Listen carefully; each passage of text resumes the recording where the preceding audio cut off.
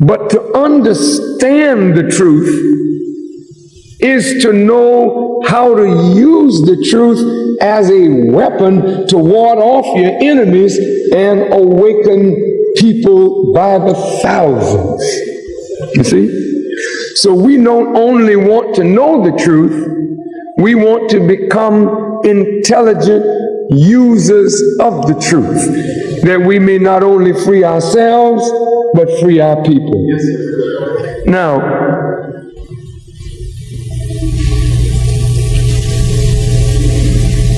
at Cornell University on Friday night, we had an overwhelming success.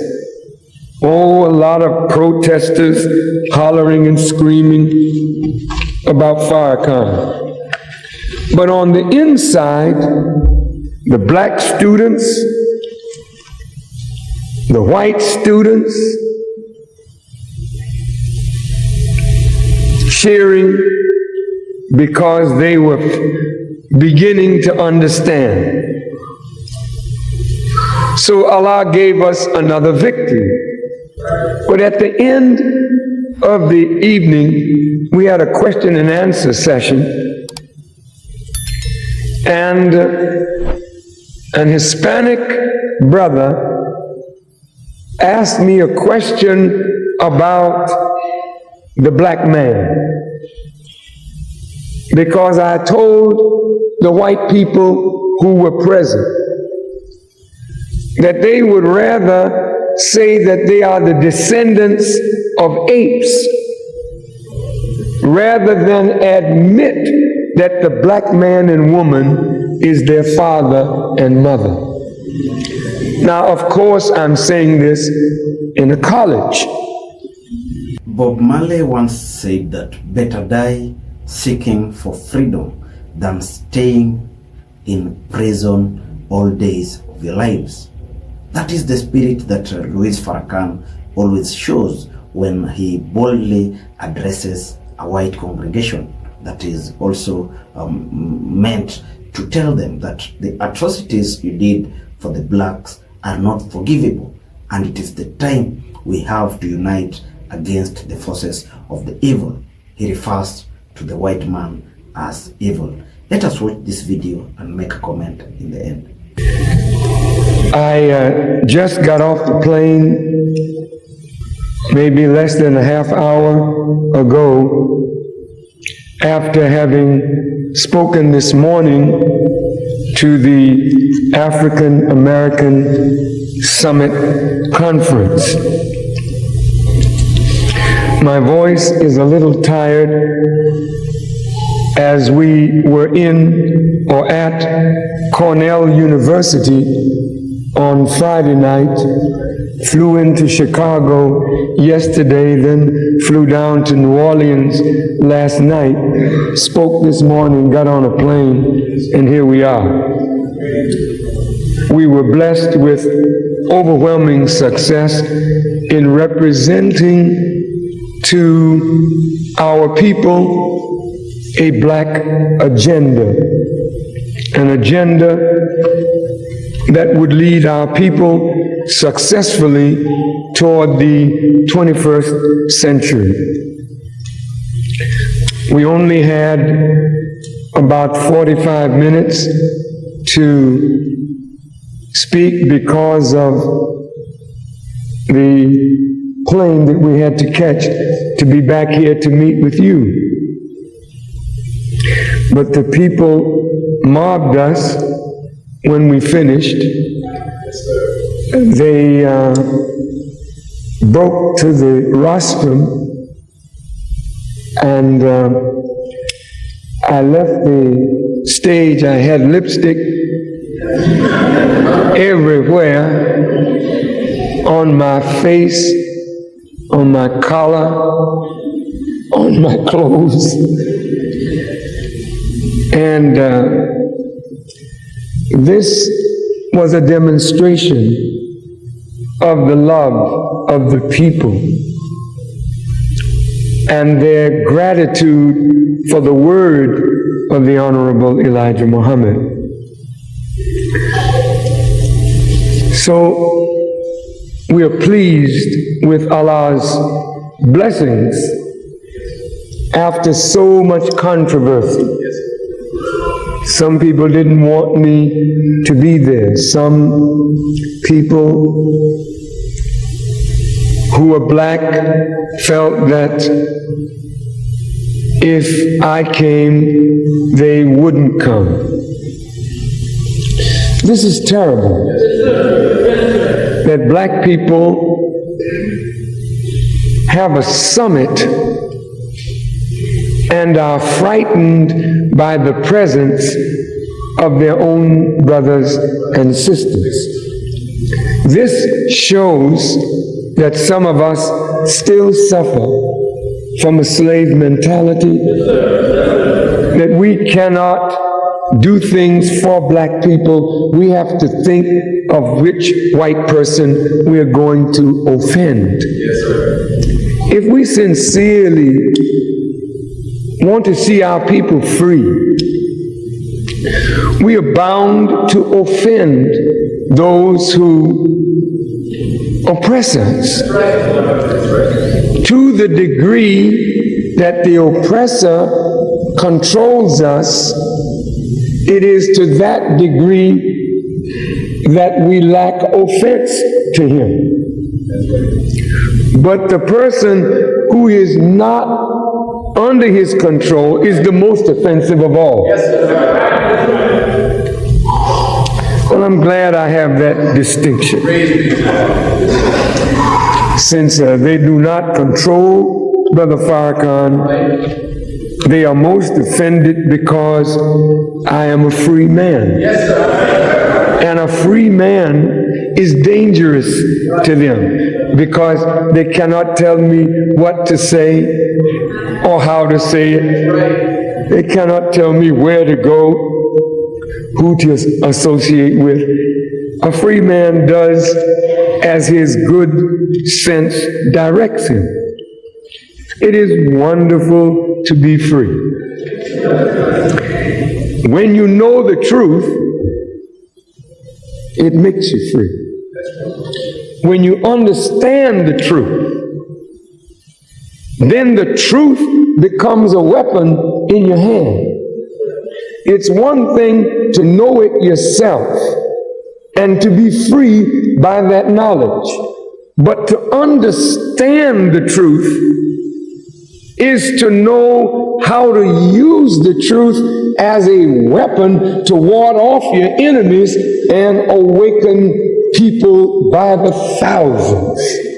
You see? So we don't only want to know the truth, we want to become intelligent users of the truth, that we may not only free ourselves, but free our people. Now,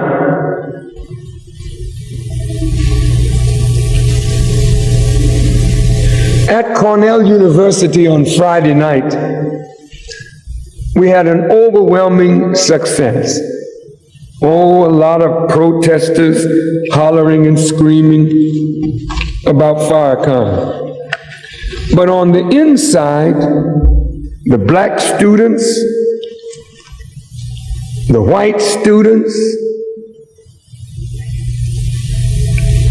cheering because they were beginning to understand. So Allah gave us another victory. But at the end of the evening, we had a question and answer session, and an Hispanic brother asked me a question about the black man, because I told the white people who were present that they would rather say that they are the descendants of apes rather than admit that the black man and woman is their father and mother. Now, of course, I'm saying this in a college. I understand, by God's grace, the teachings of the Honorable Elijah Muhammad and why these teachings must be spoken to white people, to yellow and brown people, to every human being on the earth. Everyone must know the black man. Yes. Because to know the black man is to know something of yourself. Yes, you cannot know the tree as well if you just study the fruit. You must also study the root. Yes, sir. Now, we said to those students, historically speaking, anthropologically speaking, genetically and biologically speaking, there is no human being on the earth that predates the black man and the black woman. Now, you might wish to argue, but there is no argument. The Honorable Elijah Muhammad asked us the question, who is the original man? And he gave us the answer. The original man is the Asiatic black man, the owner, the maker, the cream of the planet Earth, the God of the universe. Each word is important. Each word is truth. Each word is powerful. Because if we don't know ourselves, we don't know anybody else. Who is the original man? Notice in the answer, the word Africa never is mentioned. The original man is not the African black man. The original black man is the Asiatic black man, owner, maker. Well, I thought that only slant-eyed persons who are yellow in color are Asians. Yes, I thought that we were in fact Africans. Yes. The argument today is whether we should be black or African American. In the lessons given to us by the Honorable Elijah Muhammad, I repeat, Africa is not mentioned. Not in the student enrollment, but over in lesson number 1, which I want all of you to become a part of this so you can get your assignments. The question is asked, why does the devil call our people Africans?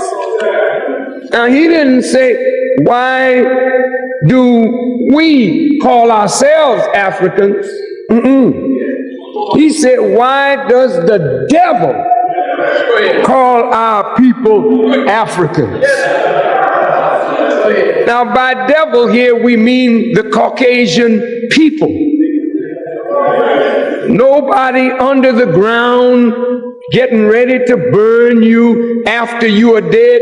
The white man on top of the ground burning you while you are alive. The white race, Elijah Muhammad said, is a race of devils. I'm going to prove my point. I know I'm on the radio.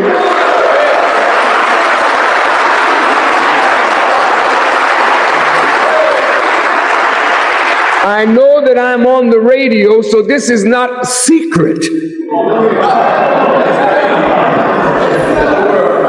Why does the devil call our people Africans?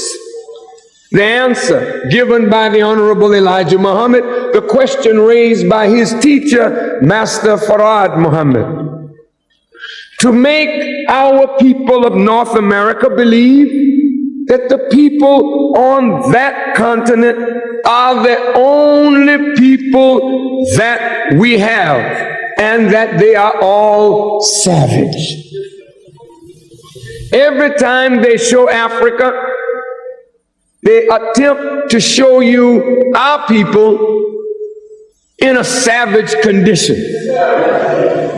They want you and me to focus our minds on that continent and that continent alone. Listen, the Honorable Elijah Muhammad said the white man bought a trading post in the jungle of that continent.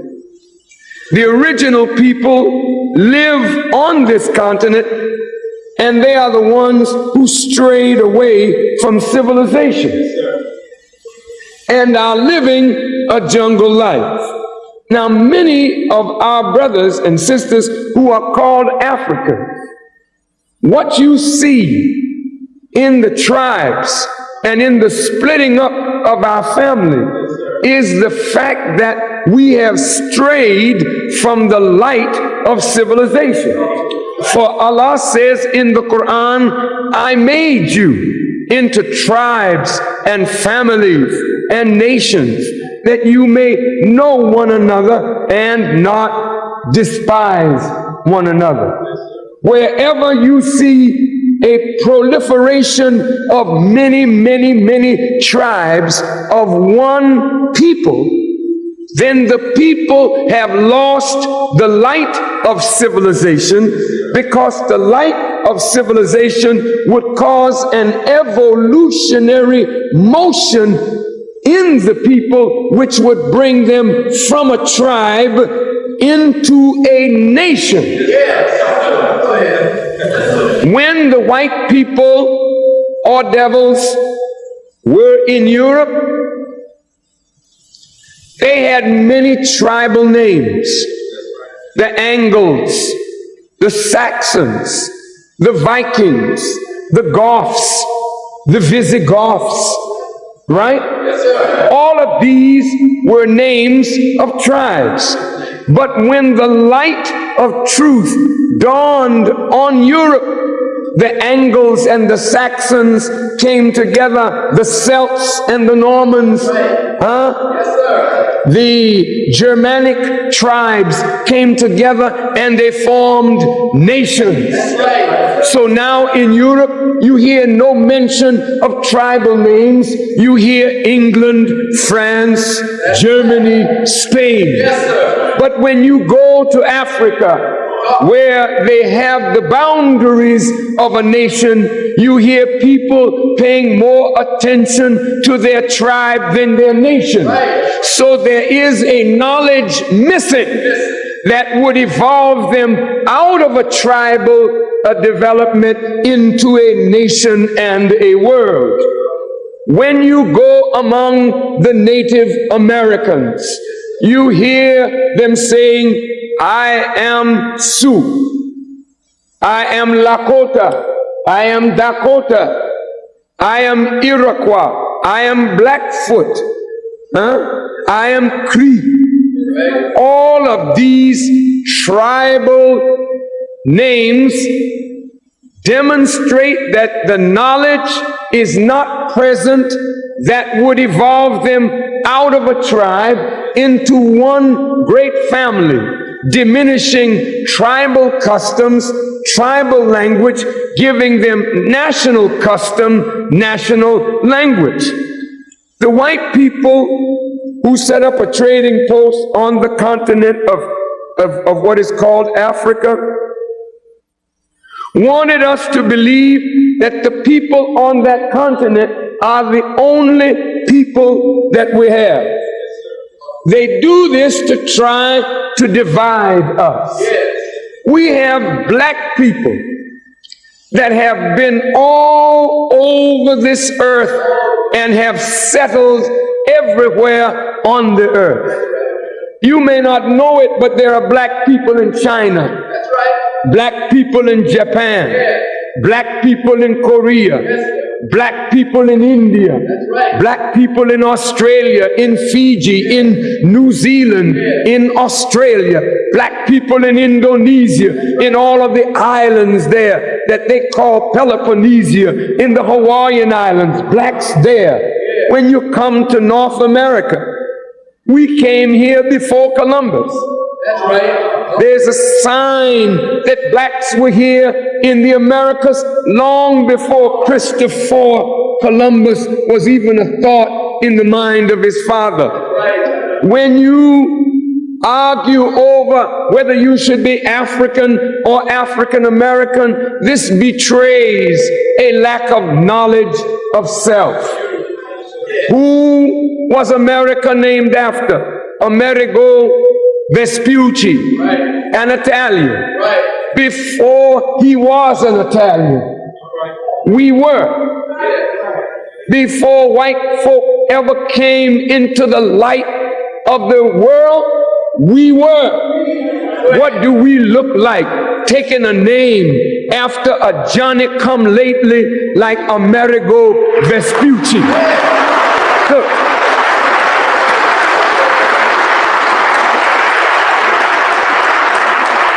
And of course, for us to say African American, this is a rather nationalistic, even racist kind of statement.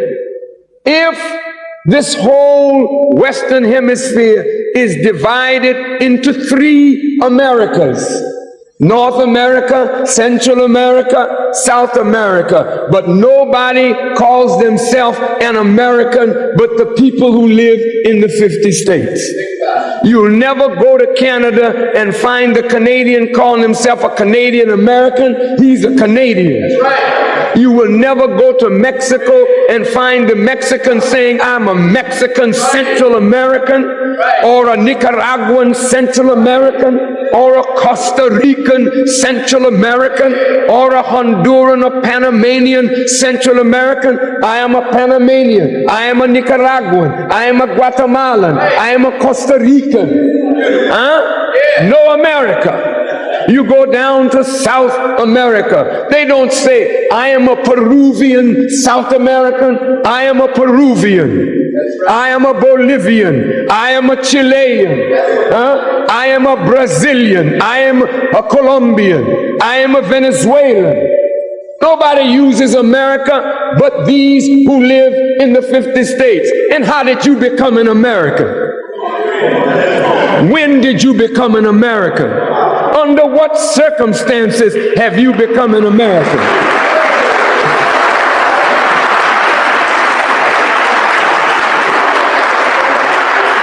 So to understand that it was a white man who named the continent of Africa, Africa, and we predated the white man, then what was it called before the white man named it Africa?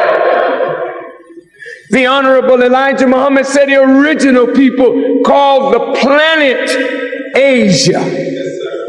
The whole planet was once called Asia. Not just that part over there that is called Asia today, but all of it was Asia. The part that you call Europe was called Asia. Some of the old maps called it Eurasia. We called it Europe. We know the meaning of those words. This was called West Asia, and we used it as a prison. For the rebellious ones, we put them out from civilized society and banished them into what we call West Asia. So now, if we are the original inhabitants of the earth, and we are, and our color as the first creatures of Almighty God, coming up out of darkness, the Honorable Elijah Muhammad said, we take our color from the darkness out of which we originated. So we are black, symbolizing that we are the first human beings, and from us came all other human beings. That is the teaching of the Honorable Elijah Muhammad. And you, black man, and you, black woman, if there were no people before you, and you were the first of God's creation, then you are a direct descendant of the originator of the heavens and the earth. Therefore, the nature of God is your nature. And if you are left alone and fed properly, spiritually, mentally, morally, you will grow up into God Himself. So the Bible in the book of Psalms said, ye are all God's children of the Most High God.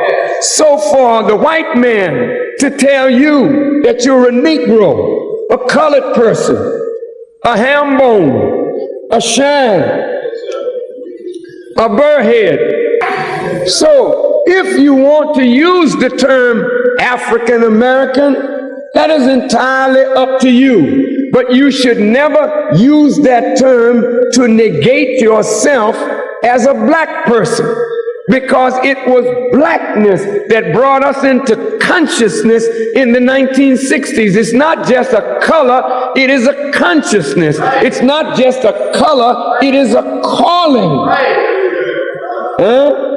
And white folks felt so threatened by our calling ourselves black and identifying with black people all over the world. He wanted to change us from calling ourselves black, so he subtly changed the name, called us minorities,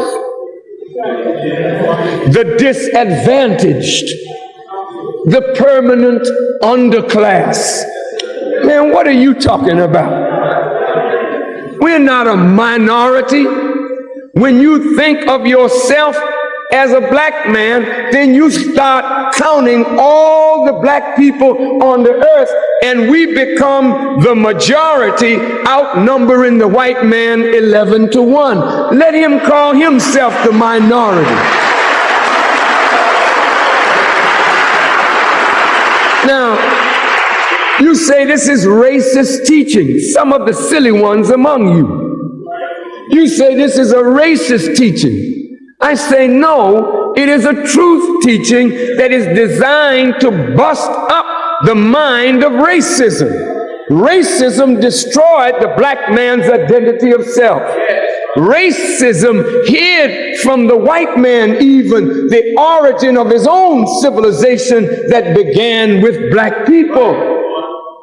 None of the scholars at Cornell or anywhere that I go argue with the teachings of Elijah Muhammad that Greek civilization is not the beginning of civilization. It all began in Africa, and it all began with your fathers, black people. When I said to the white students, your fathers did you a disservice. They didn't tell you that the origin of mathematics, of science, physics, chemistry, medicine, law, philosophy, government, trade, commerce, navigation, engineering, all started with the black man. They don't argue because we can prove our point. So the Hispanic brother got up and raised a question. He said, sir, we could say that the black man has not evolved from his original state. If others came from the black man, they left him behind because others evolved, and the black man, it appears, has not evolved. We could say that. Well, what he was telling me is, you're trying to tell us that you all were first. I don't like that. So I'm going to throw this back at you. We could say that you people, black people, have not evolved yet from a primitive state. I said, sir, with all due respect,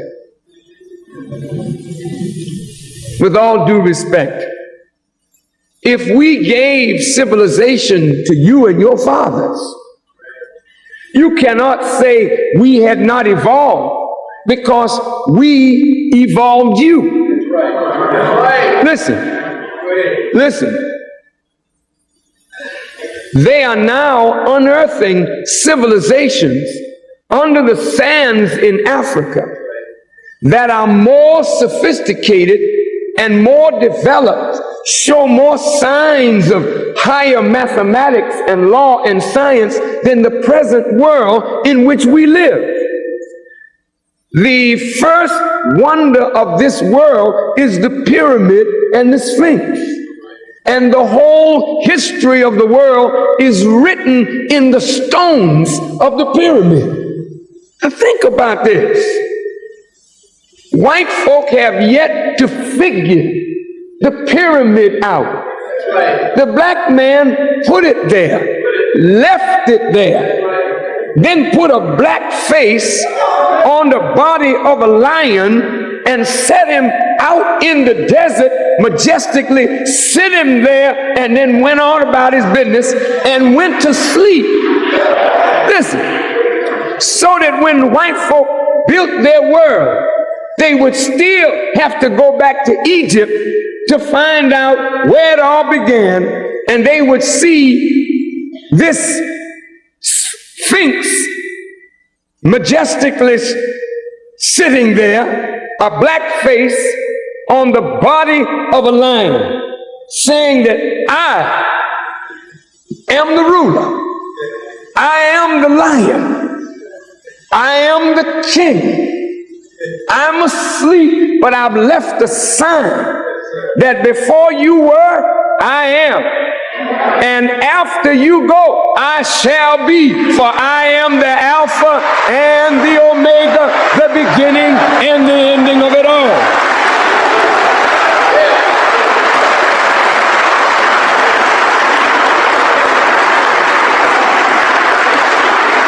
Now, I've got to do this quickly.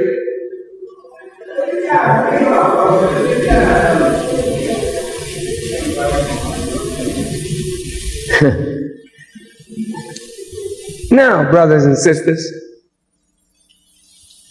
the Honorable Elijah Muhammad, what a masterful teacher. His teacher, Master Farad Muhammad, taught him about life on the other planets. And by studying the other planets, he could discern that the most intelligent life was on this planet called Earth or Asia. How do you determine the most intelligent life? By their level of experimentation. The more a people experiment, the greater their knowledge. The greater their knowledge, the more they approach the power and the expression of God. Do you follow me? The greatest experiments of all have been the experiments on self, to help man to know himself. Now, I want you young brothers and sisters to pay attention.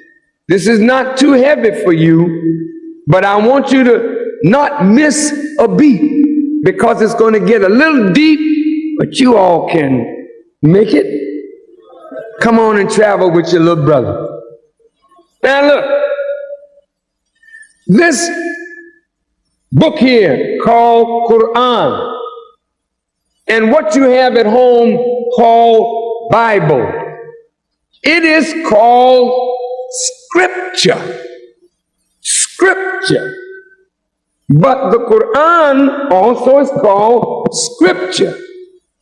But the Quran has reference to the mother book. The mother book. Well, a mother is that which produces offspring. If Scripture is a part of the writing, then the part is not the whole.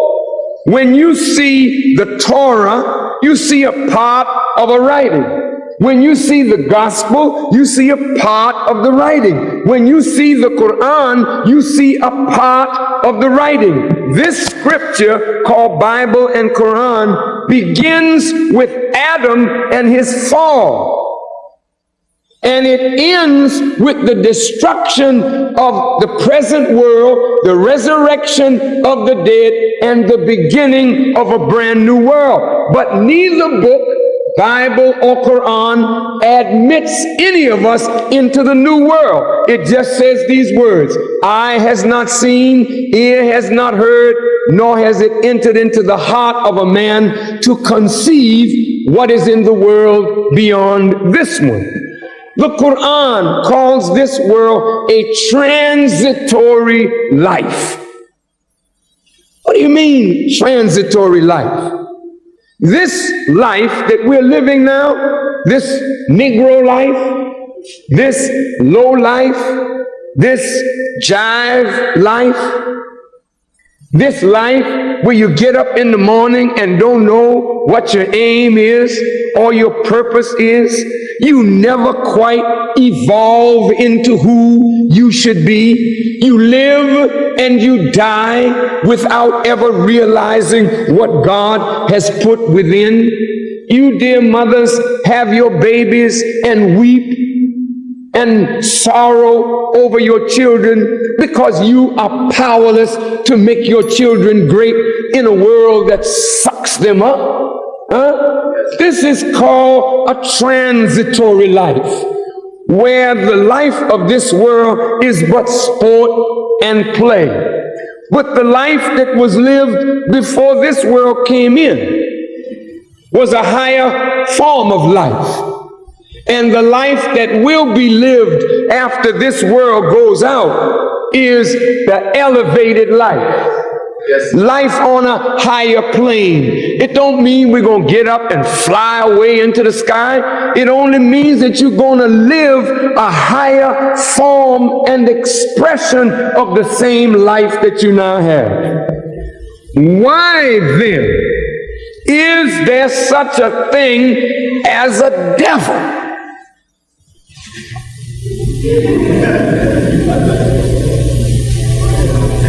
I mean, God is wise.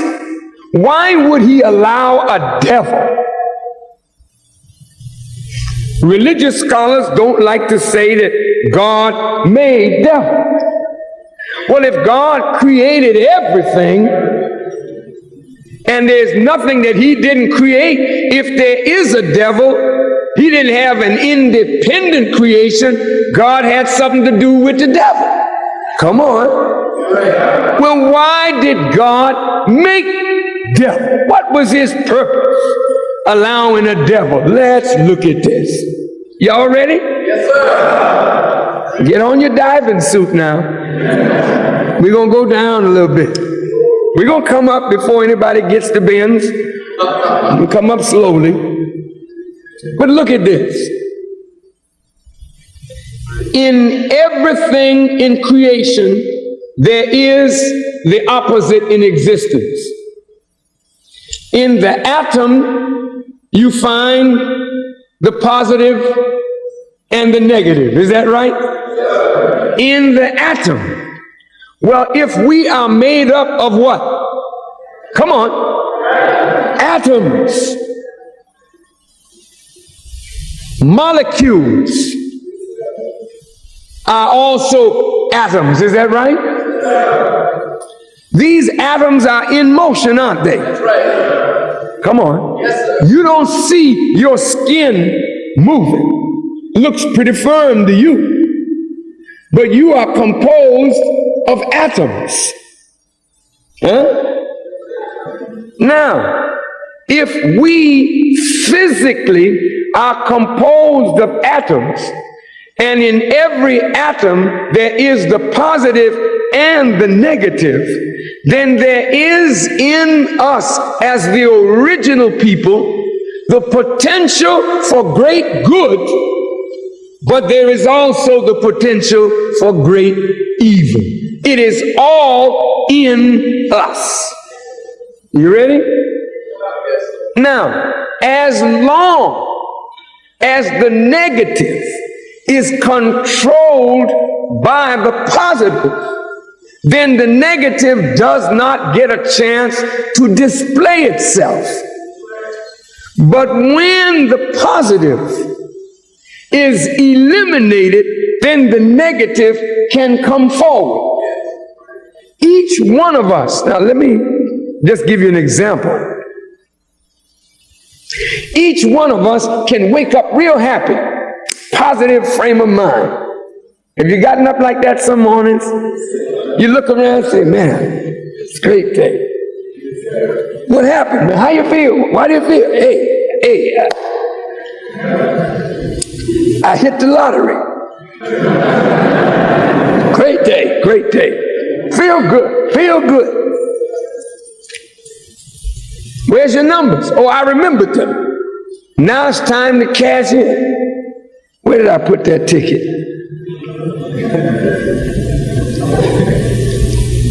If you can't find the ticket, that's a negative happening.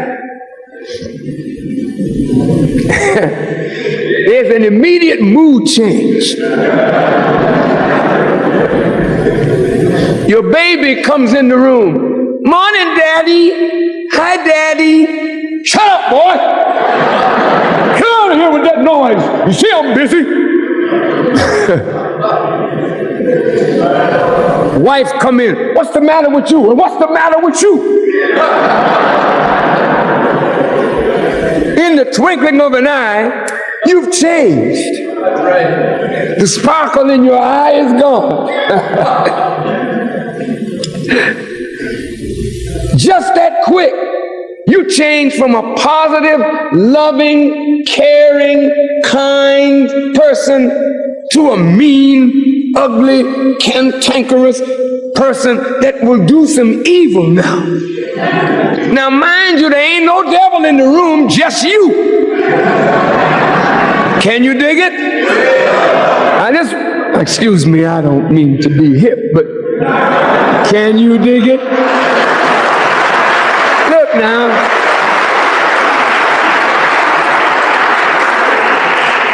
And the youngest one out here can get mean and do mean things.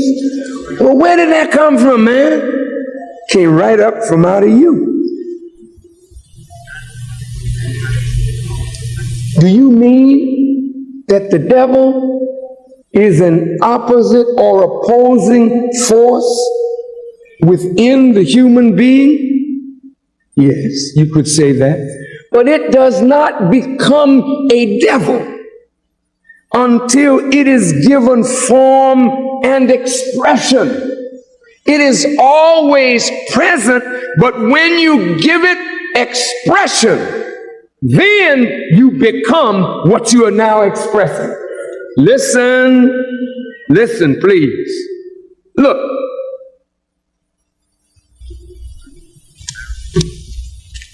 How many of you don't have to raise your hand because it's embarrassing. How many of you have ever, sisters, seen another sister that you feel is real pretty? Prettier than you. More shapely than you. And it's kind of showing off around the boyfriend that you hope to get.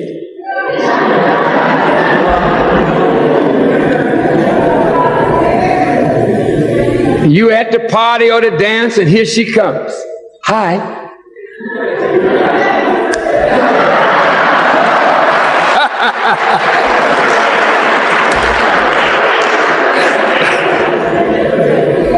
Oh, why don't that doggone girl just sit down?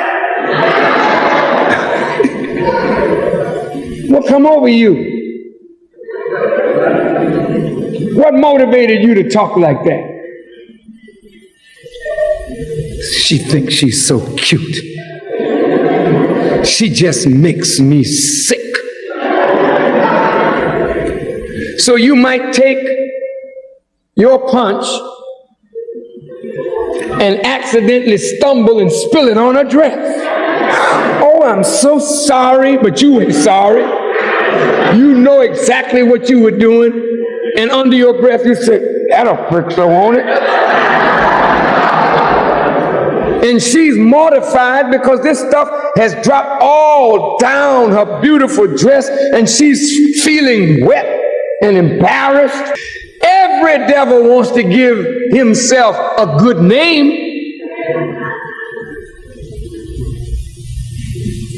Ain't nobody in the church but you, yet the church can't get together. Nobody in the mosque but us. And if we can't get together, where's the devil? There's a devil in here, there sure is. Where's the devil? He came in you. Because as long as you live on this earth, there's going to be positive and negative influences. And when you give yourself over to a negative influence, you become negative. And the more you focus on the negative, the more you become the negative. And as the negative is opposed to the positive, that's what makes a devil. The devil is an opposer of good. Now, I said the white man is not a devil, but the devil. That's what the Honorable Elijah Muhammad taught us. Now, is he right? Is he wrong? We need to understand him. You gonna bear with me a few minutes? I gotta tie all these little points together, and I want to keep you long, because I'm just as tired as you are. Look, here's an experiment. The people seem like they gravitate toward the negative sometimes. Have you ever noticed that? Right now, if I started preaching real holiness and righteousness, people say, hey, my man, I have something else to do. I gotta mix the teachings with humor, with life experience, just to keep you interested, because if I don't, you won't accept it, because nobody in this world really wants to be right. We really have been made lovers of evil. Now, how many of you believe that there is a God? Let's see your hands if you believe there's a God. Okay. I do too. I believe there's a God. But listen, have you ever wondered, if there is a God, why don't he intervene and stop some of this madness that's going on? Have you ever thought about it? When you see war breaking out, people dying, slaughtered, famine, pestilence, flooding, everything going on, disaster, you say, oh God, where are you? Why don't you step in? Why don't you do something? And the God looked like he just folds his hands. It's interesting, the Pope, he's supposed to be His Holiness. He's praying for peace and there's more war. You know what I mean? That's right. And that God don't even listen to the Pope. You know? All these holy dudes get together and pray. God, stop this. God pours it on them more, it appears. Have you ever begun to wonder, what is God? Why does God do this? He's a wise God. We are so rebellious. Your mothers will tell you, son, I've been in the world longer than you. Now listen to me. I know your friend so-and-so. I know he's your good friend, but I'm telling you, he's not good company for you to keep.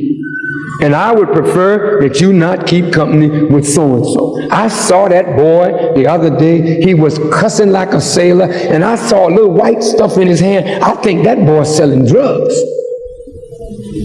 Oh, Ma, you You trying to just pick my friends from me, Ma. Or you'll say, yes, Ma, I know he's selling drugs. I will not hang out with him anymore. And you slip out the back door, and you and him is together doing drugs.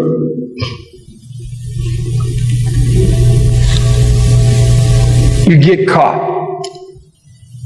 They got you downtown in some cell. Who you send for? Mother. Ma,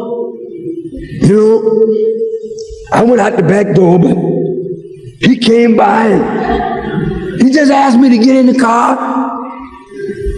Ma, you trying to fix that lie up. I didn't know he had drugs. I didn't know what he was going to do. I didn't know. Ma, the bail is what? 25,000? Ma, can you get me out? Can you get me out? Ma, I swear, Ma,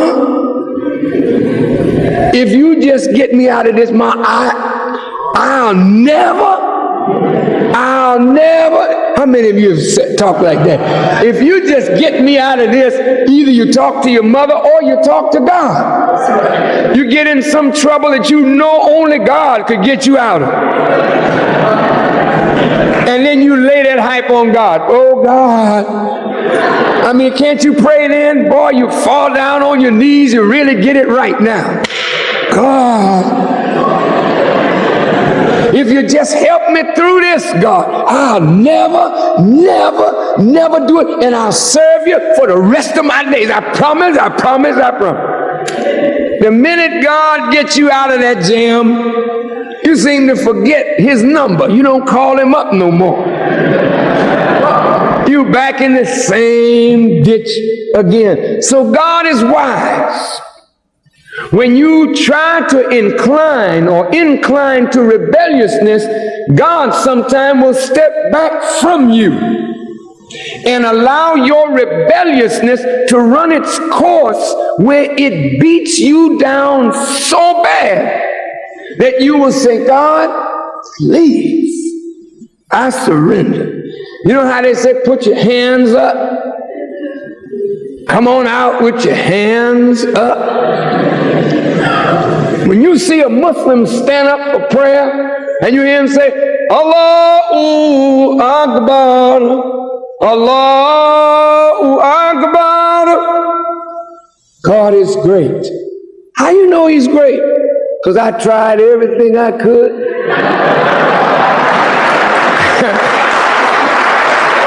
And look, man. And I failed. So look, God, I surrender. I ain't fighting you no more. I submit to the Lord of the world. But in order to make you submit, God sometimes has to beat you all the way down. Now, with that as a base, I want to go back to Cornell, to what I told the white students. Anthropologically, a Dr. Leakey went to find the origin of man. Where did he go? Africa. Did he find the origin of man? Yes. Who did Dr. Leakey say was the first man on the earth? Did he say it was a white man, a yellow man, a brown man? Who did he say it was? Black man. So the white anthropologists agree, right? Wait now. How many of you have ever studied biology? Raise your hands high. Don't be bashful. Come on. Okay. Thank you. Now there's a man in biology. His name is Mendel. He's a Caucasian. I never met him. But Mendel was studying the genetic makeup. And Mendel said, dark skin is dominant. Light skin is recessive. Dominant means strong. Recessive means weak. Mendel said light eyes are recessive. Dark eyes are dominant. Recessive means weak. Dominant means strong. Then Mendel went on to say, you can get the recessive from the dominant, but you cannot get the dominant from the recessive. What was Mendel saying? That if two white people were the first people on earth, we never could have come here, because the white man cannot produce a black man. Is that right? All right. So if the white man cannot produce the black man, talk to me now, then this means that we, black people, can produce the whole human family. Does the Bible and Quran bear witness to that? Yes. The Bible says, from one blood came all living things. One blood came all human beings. One blood. Blood is the life fluid of some living creature. If you are the original man, then you are the blood that produced every human being on the earth. That must be told. It must be said from the mountaintops, because the whole world looks down on the black man and woman. The whole world crushes the black man and woman. So if we are going to end racism, we have to end race and bring all back to the Father, back to the beginning, that we become a nation. But you cannot become a nation until you get into oneness with the root. All right. White folks, when they heard this, I mean, you could see them squirming, turning little different colors. But I kept driving my point home. Look, if you got a seed of a rose, plant the rose. The rose will come up a certain color. I got a rose bush out on the property in Phoenix. Most beautiful rose you've ever seen. We cut the roses and put them on the dining room table. And you know what? We have white rose, yellow rose, red rose, pink rose. Wait a minute. All of that come from one rose seed? Yeah. But those who work with seeds have been grafting and producing other different colors. Come on. Some of them is not the original thing. They are produced. They're called hybrids. That's right. Come on. Yes, sir. Come on. Yes, sir. Now look, if the white man does not call himself a native nothing. That's right. Think about it. Are you listening to me? Yes, are you asleep or you awake? Who's the Native American? Whitey's not a native.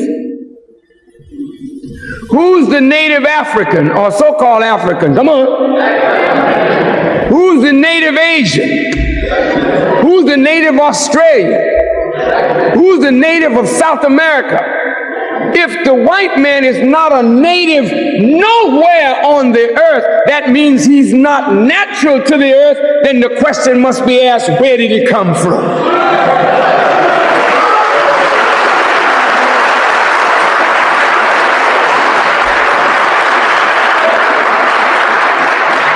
Y'all all right?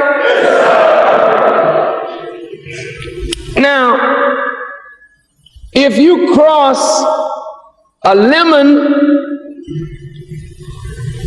I think, and an orange, you can get what? A what? A who? A grapefruit. The lemon been here. The orange has been here. But when you cross them, you begin to get something new. Is that right? The donkey been here. The horse been here. When you cross the donkey and the horse, you get what? A mule. Big old dumb stubborn thing. Any resemblance to any persons in the audience is quite a coincidence.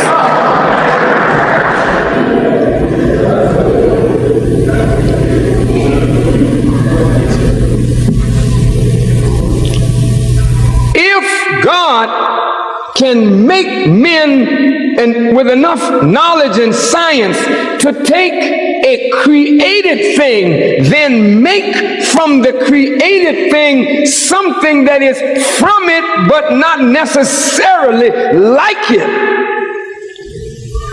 then that is a made thing from the created thing. If the white man is not natural anywhere on the earth and we are natural in every part of the earth, then where did the white man come from?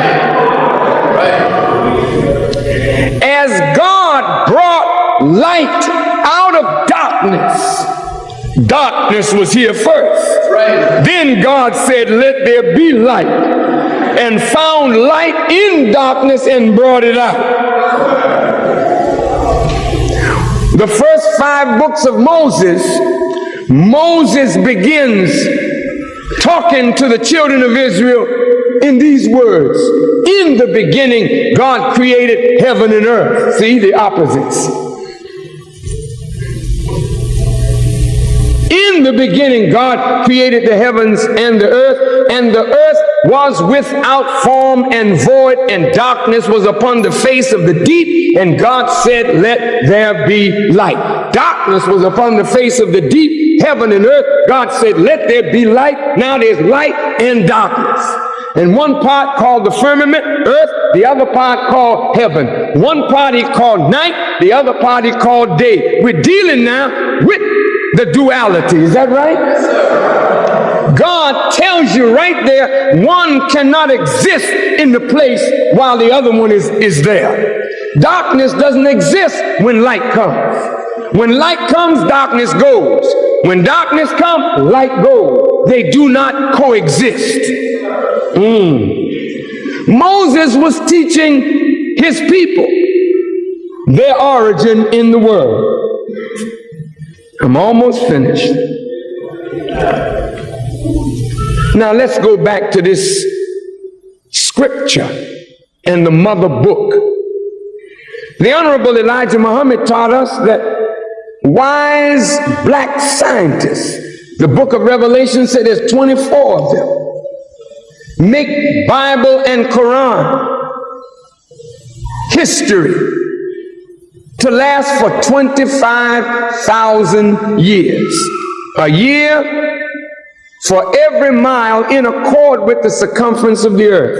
The earth is 24,896 miles. So when we write Bible or Quran, it is written in advance for 25,000 years and put in a vault. Whenever a part of what is written is to be fulfilled, one of the major scientists will raise up from among the people what is called a prophet and give him a part of the writing. He's only concerned with his part. There's a whole 25,000 years of history. This man only has a part of the writing. Now, brothers and sisters, in the year 1 of this present cycle of history, which is approximately 16,000 years ago, The scientists saw one coming who would make a devil from the original people. When they brought it back to the one judge who is Allah, Allah could say, let it be, or we will not permit it. But whenever God says, let it be, His word is be, and it is. In the Quran, Allah don't give nobody credit for producing color. He takes the credit Himself.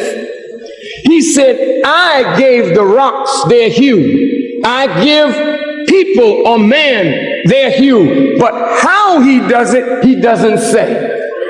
But if a human being comes up with the idea to make a people other than the original people from the original people, you can look at that human being, but that human being is only a causative agent of God's will. For God has already said, let it be. In the Quran, the angels are talking with God. And God said, I'm going to place a ruler in the earth. And the angels say, what will you place in it but that which will create mischief and cause the shedding of blood? Allah said, I know what you know not.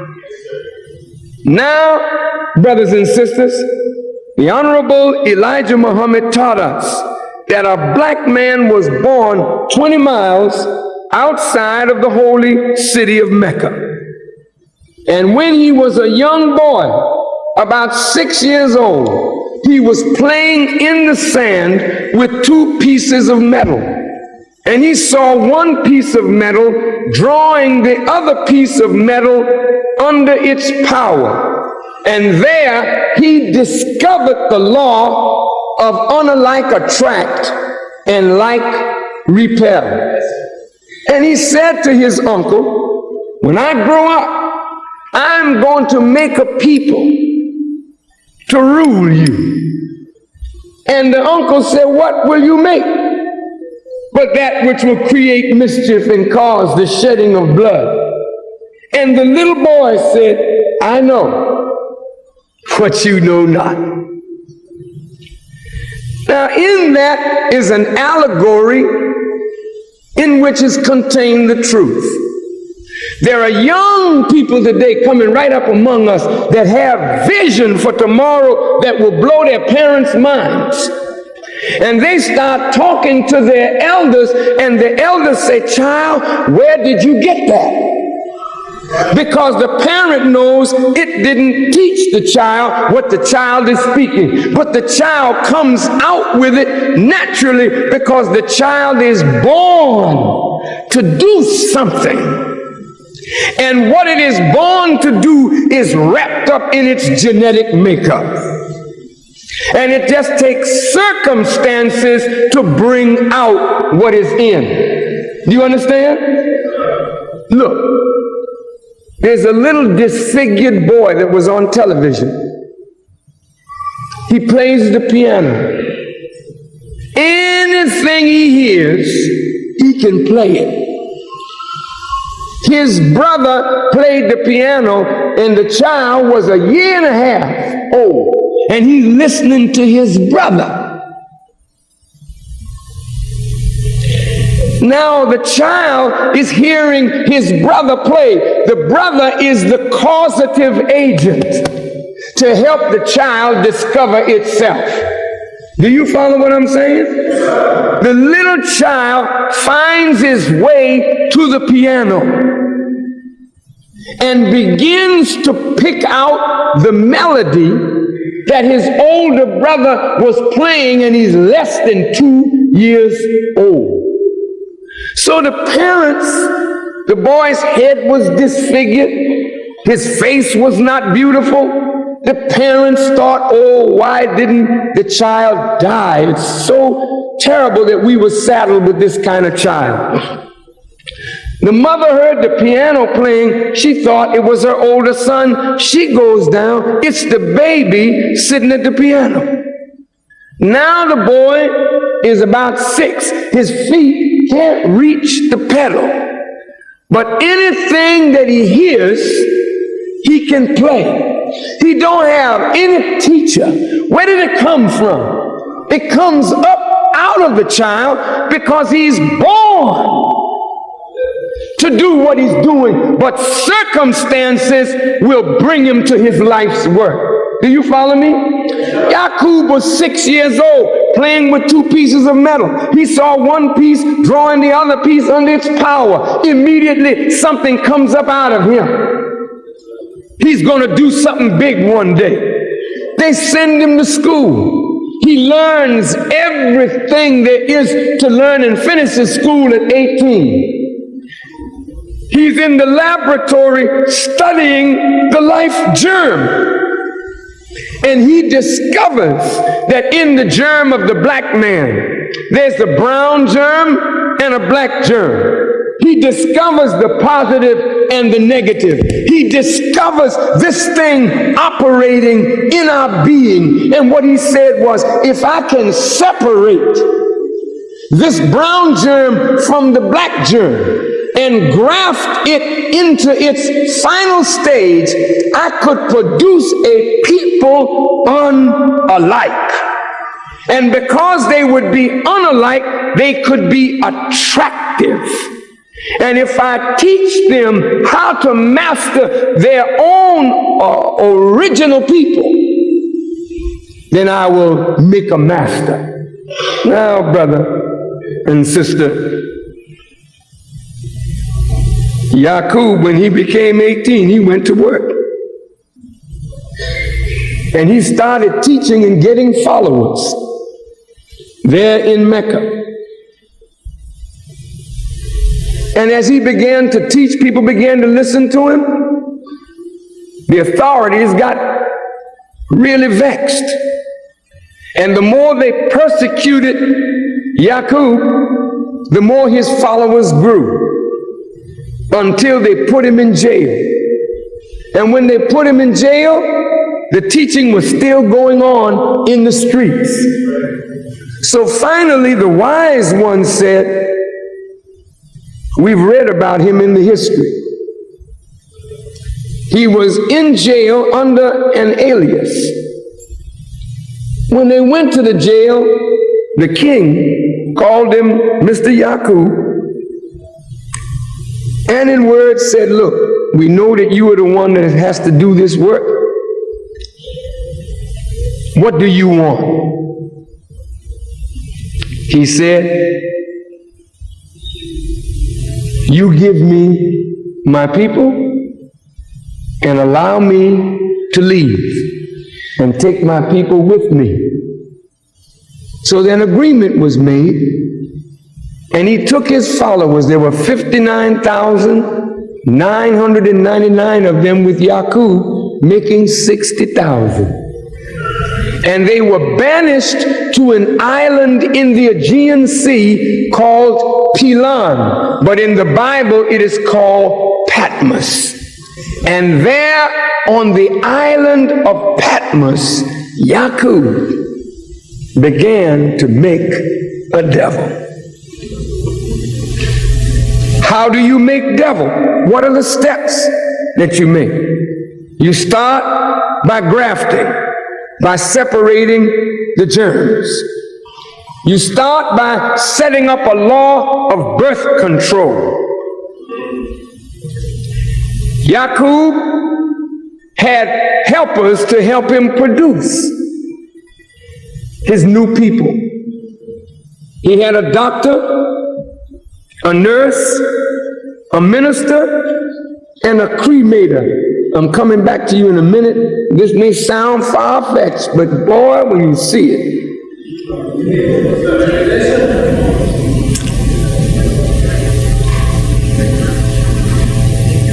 Yaqub told the ministers,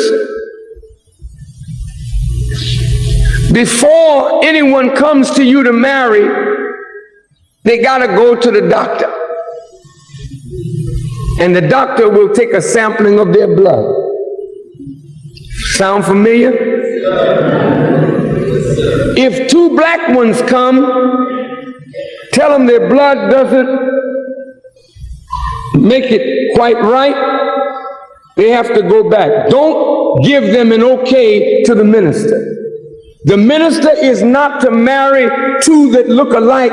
He must find the unalike and marry the unalike, so that a dark one must marry someone just a little lighter than self, unalike.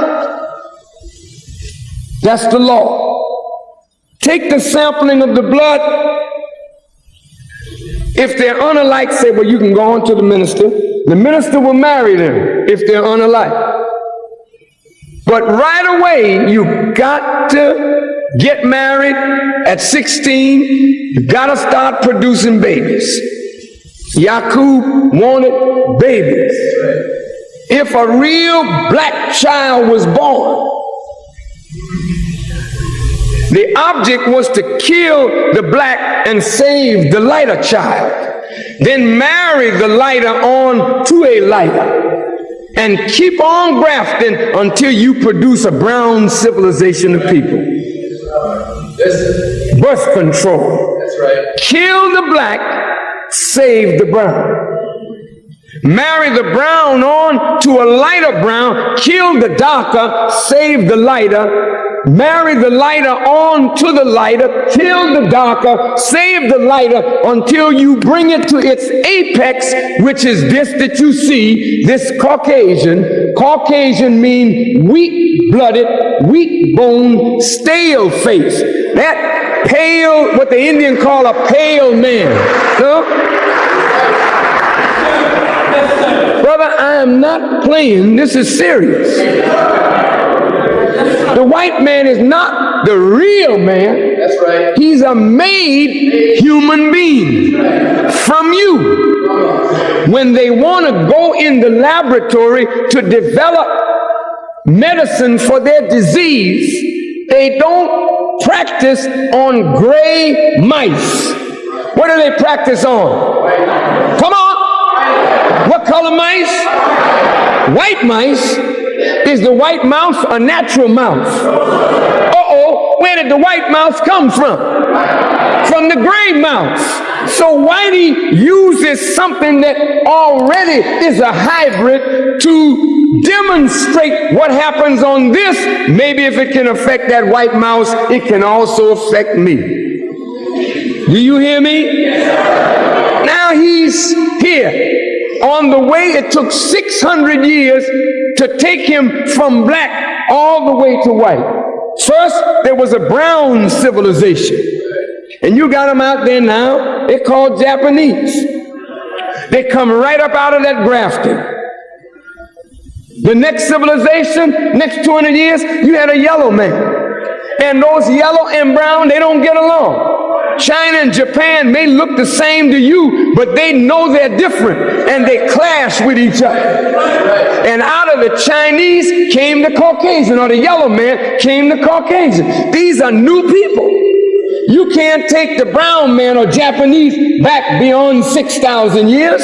You can't take the white man beyond 6,000 years. You can't take the yellow man beyond 6,000. All their history is 6,000 years old. It's the original people that have no birth record. None whatsoever. Now, look, making people of color, that's not sin. That's wisdom. Like making different color flowers or different color or kinds of fruit or different kinds of animal life. That's a test of your wisdom. Making different kinds of human beings is a test of the wisdom of God. God said, let it be. Bring them forward. Yaqub then had to teach them a teaching that would oppose the teachings of God. They already are opposite us in color and opposite us in nature. Why do you say that? If murder was going on the island of Patmos to produce them, and lying was going on to fool the baby away from the mother, kill the darker, save the lighter, then Jesus says in the New Testament, I know you, talking to the Jews, you are of your father the devil. He was a liar and a murderer. And if you look at that white man, he's a lying thing and a murderous human being. There is no human being on earth that has murdered more living things than the Caucasian. He's a murderer and a liar. Take it or leave it, brother. I'm not saying that we don't lie, but the white man lies almost for no reason at all. Come on. A liar and a murderer. Now he was taught by Yaqub how to master us with a system of tricks and lies. And that boy is the same today as he was. He's full of tricks. Come on. Got you doing it. That's right. He's a tricky dude. He can't help himself. A liar, a murderer, a deceiver. Now, when he was made, he was allowed to come back among the holy people. And the Honorable Elijah Muhammad has taught us that in 6 months he turned the Holy Land upside down. And we rounded up all of them that we could find and drove them out into the hills and caves of Europe. This is where you get in your Masonic order the cable tow. We took everything from the white man but the language. Stripped them naked, so when you join the lodge, you get a little apron. And they tie you together, and we beat him every step of the way. So when you join the lodge, they call it crossing the burning sands, and they whoop your backside like our fathers whipped them, driving them out. That's written in the Bible and in the Quran. Get out of it despised and driven away. Caucasians.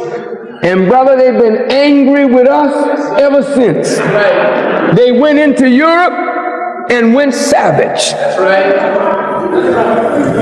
EU means hillsides and caves. And ROPE is the rope to bind in. We sent him up there and bound him in so he couldn't get out of Europe. And the man went savage, tried to graft himself back and got as far as the ape. Right. Not that he came from the ape came from him. That's his brother. And you hear him say, well, I'll be a monkey's uncle. He knows what he's talking about.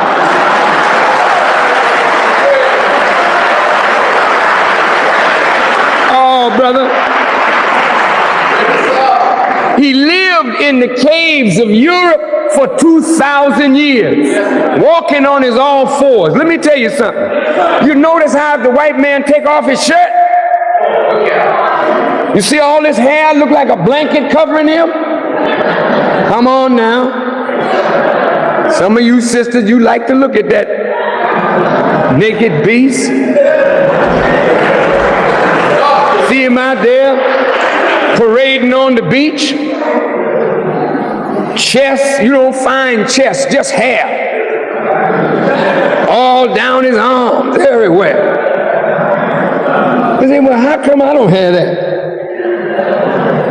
You look at your chest, you can hardly find a hair. You look at the white man, he's hair down. Where did this come from? Came from his days in the cave. Have you ever put on a cast on your arm and let it stay there for 3 months? When you take it off, what do you see under there? Come on. What do you see? A lot of it, right? Not on the arm that didn't have the cast, but on the arm that got the cast. Why? Because wherever it is dark and damp, where you get no sunlight, you will grow an inordinate amount of hair. Here's a white man living in the cave. It's there in the 18th chapter of the Quran, called the cave. And at the mouth of the cave is a dog. Say if there are two of them, the third was the dog. If there was three of them, the fourth was the dog. If there was five of them, six was the dog. And when you see the white man today, who is the white man's best friend? It ain't you, it ain't God, it's a dog, brother. Oh yeah.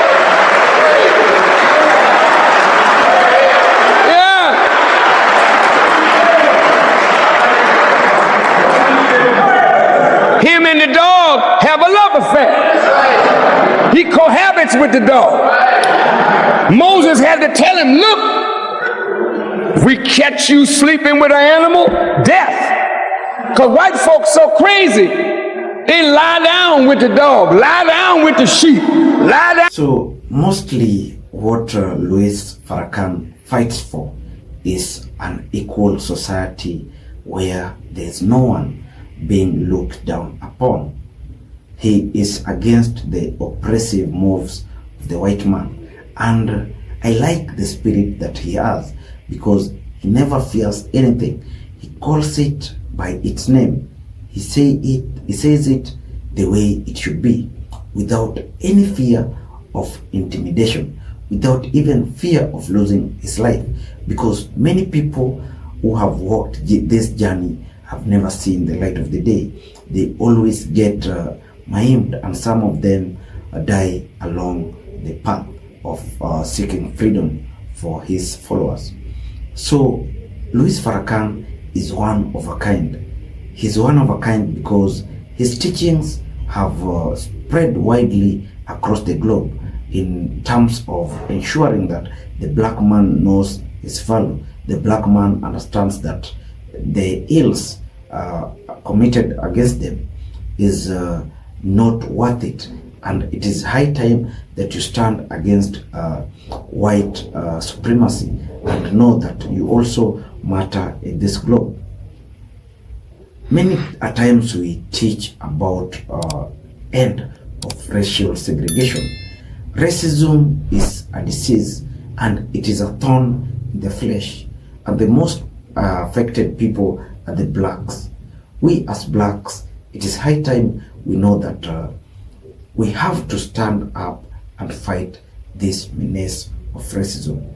We have to rise against any force that is demeaning our status as Africans. Blacks are also humans. In fact, as Farrakhan is saying it, better we referred as descendants of the apes, or other people who came from the apes, than being regarded as servants of the white man, or people who are lesser in the society as compared with the white man. So it is high time to teach the future generation. Our education system should be embedded with the teachings about our values, cultures of the black man. Currently in Africa, there have been loss of culture. People are practicing the white man activities and ways of doing things instead of nurturing their practices that they had decades ago.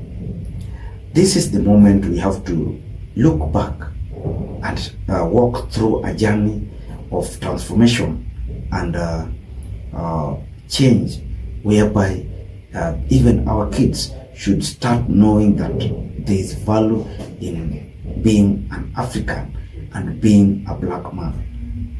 Blacks should not be seen as lesser beings.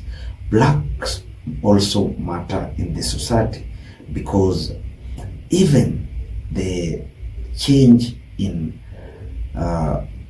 civilization process started from Africa. That was Egypt. Egypt is regarded as the father of all civilizations, that is within Africa. Many things have started in Africa. Even the first man is said to have come from Africa. So it is time that we know our value as Africans. Let our leaders also join us in fighting towards the achievement of better Africa, and Africa that is fighting or beyond the oppressive moves of a white man. It is high time we know that puppets that comes as leaders that are being imposed by the white man are the number one enemies we are having. That is the message Louis Farrakhan is bringing in this video.